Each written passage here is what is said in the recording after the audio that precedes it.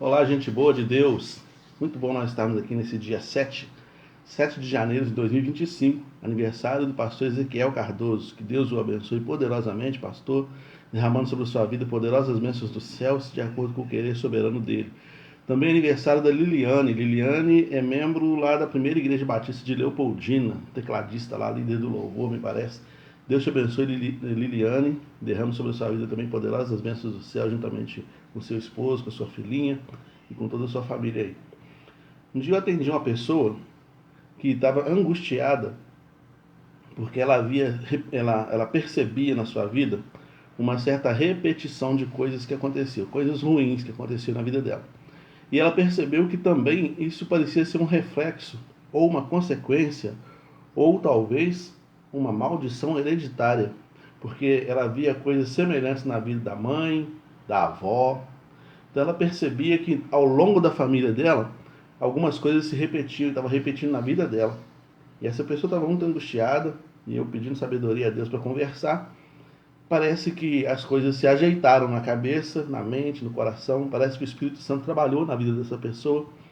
E ela entendeu que não tem nada a ver com a avó, não tem nada a ver com a mãe, necessariamente não. Tem muito a ver com ela mesma, com as decisões que ela toma na vida. Tem muitas pessoas que acreditam em maldição hereditária. Tem muitas pessoas que acreditam que a sua vida não vai para frente, não se desenvolve. E muitas coisas acontecem na sua vida porque ela está debaixo de maldição. E pasmem, algumas dessas pessoas, e a maioria delas, são pessoas que estão caminhando com Jesus. E me parece um contrassenso, pelo menos de acordo com as Escrituras, é um contrassenso uma pessoa estar caminhando com Jesus de verdade, com o coração entregue a Ele de verdade, com a presença do Espírito Santo na vida e ainda assim se sentir amaldiçoada. Vamos conversar um pouco sobre isso. Eu espero que a nossa conversa nessa manhã aqui possa trazer um pouco de luz sobre este assunto, tá bom? O texto que eu quero ler primeiramente aqui é Isaías 53, versículos 4 e 5, que diz assim, ó: Verdadeiramente ele tomou sobre si as nossas enfermidades, e as nossas dores levou sobre si, e nós o reputamos por aflito, ferido de Deus e oprimido. Mas ele foi ferido pelas nossas transgressões e moído pelas nossas iniquidades. O castigo que nos traz a paz estava sobre ele, e pelas suas pisaduras fomos sarados. O texto de Isaías 53, que acabamos de ler aqui, ele fala sobre a missão de Jesus enquanto Messias. Ele fala sobre a função messiânica de Jesus. Embora o texto não fale sobre Jesus, porque Isaías não sabia sobre Jesus, Isaías sabia sobre o Messias. Havia recebido uma revelação acerca do trabalho messiânico. E o trabalho do Messias, ele era exatamente livrar a população, livrar o mundo da maldição do pecado e das consequências da maldição do pecado. Entende? Se o Messias não viesse, nós estaríamos perdidos eternamente nos nossos pecados. Mas ele veio. E ele veio para trazer realmente a libertação das maldições ou das consequências que o pecado provoca na vida da pessoa. A Bíblia diz, né, em Romanos 3:23, que todos pecaram e destituídos, afastados, caídos estão da graça de Deus, da glória de Deus, né? Mas Jesus, ele traz de volta, na pessoa do Messias, ele traz de volta essa perspectiva e essa oportunidade. Então, ele fala que o castigo que nos traz a paz estava sobre ele.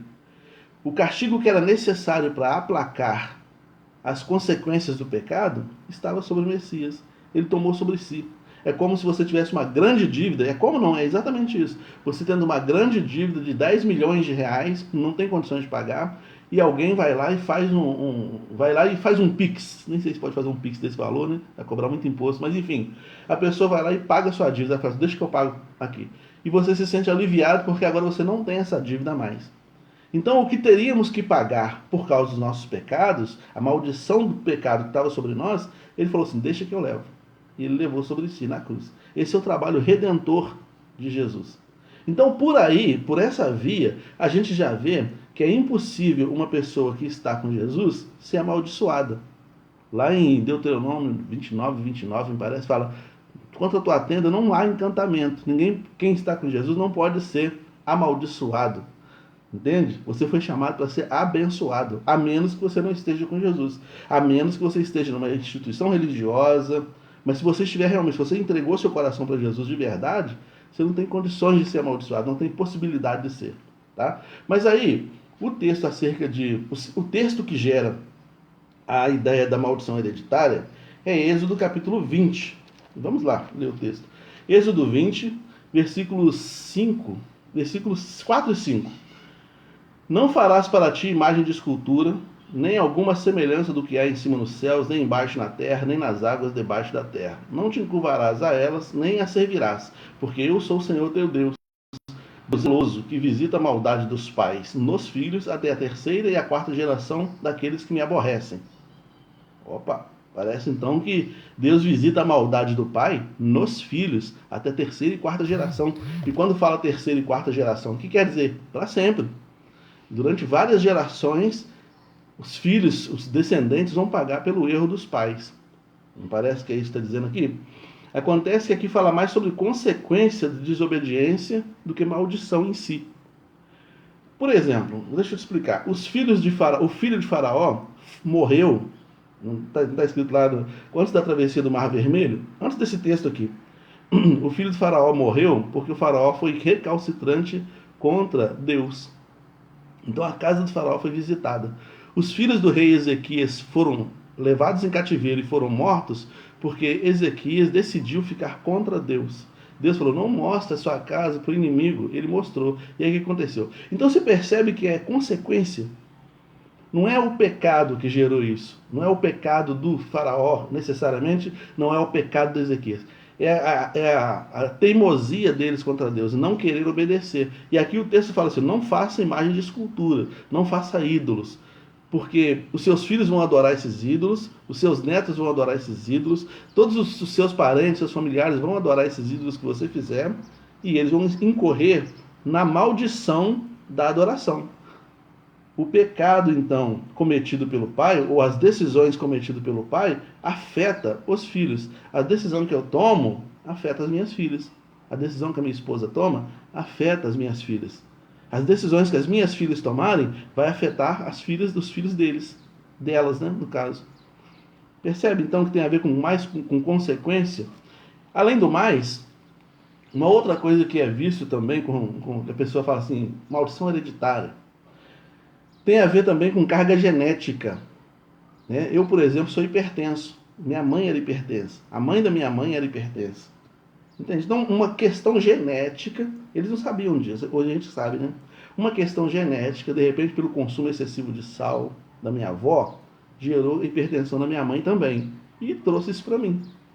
Entende? E trouxe isso para mim. Então, se eu cuidar da alimentação das minhas filhas, se eu ajudar a cuidar da alimentação das minhas filhas, se eu ajudar minhas filhas desde cedo, e a gente tem tentado fazer isso, a praticar um exercício físico, essa maldição será quebrada. Isso não vai passar adiante. Mas se elas seguirem o mesmo estilo de vida que eu tive, eu tenho, ou sei lá, ou que a minha mãe teve, ou que a minha avó teve, se elas seguirem o mesmo estilo de vida, elas vão ter as mesmas consequências. Isso é maldição ou é uma questão genética? Uma carga genética? Então a gente percebe isso também, né? Porque lá eles não sabiam disso. Aqui, 3.000 anos atrás, 4.000 anos atrás, eles não sabiam, eles não tinham essa informação que nós temos hoje. Então, tudo que acontecia no mundo, eles consideravam uma coisa espiritual. Não comerás carne de porco, né? Não deve comer carne de porco. Para eles era uma maldição comer carne de porco. Mas a questão é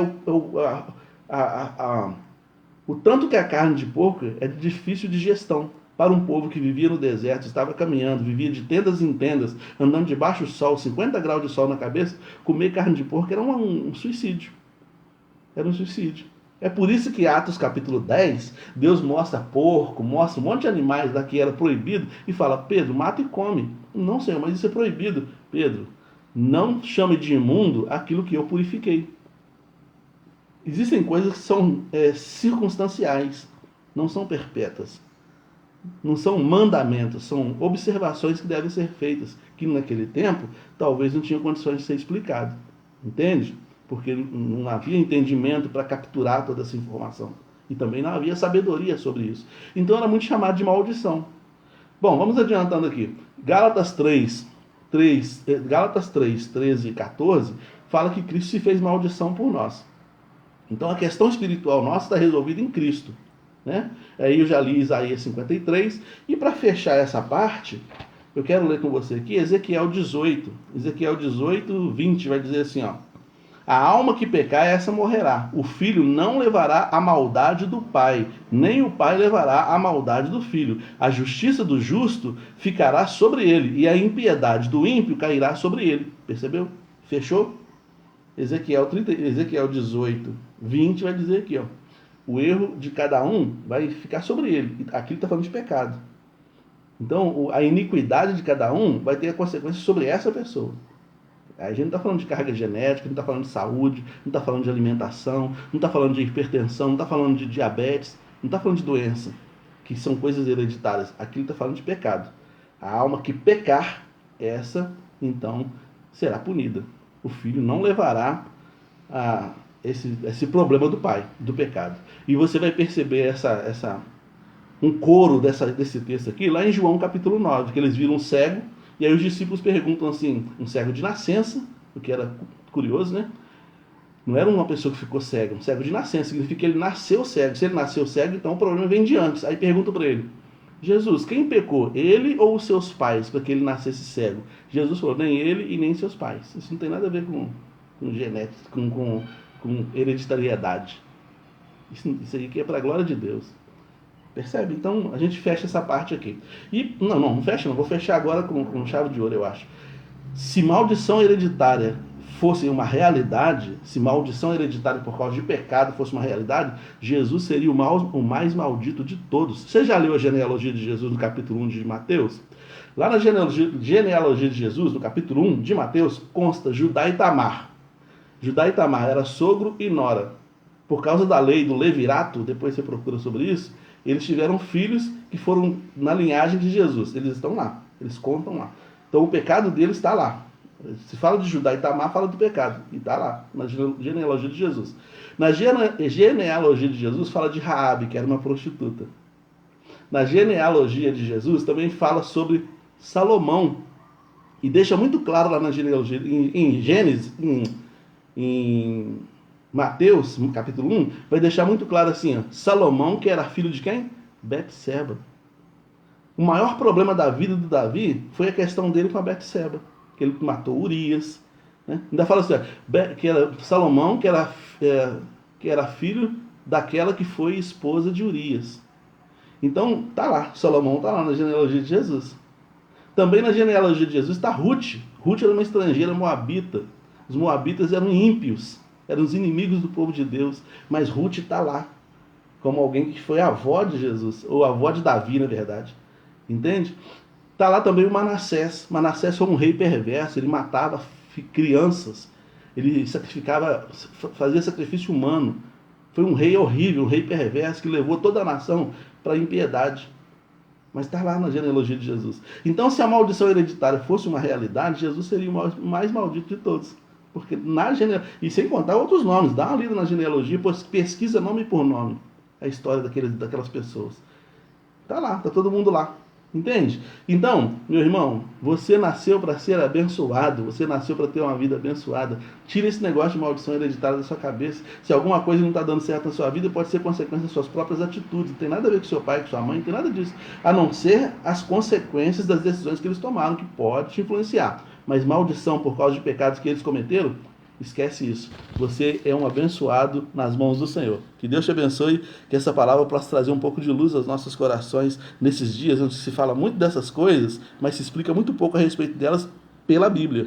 Então, que a Bíblia, a palavra do Senhor, possa iluminar nossos corações como a lâmpada para os nossos pés. Deus abençoe.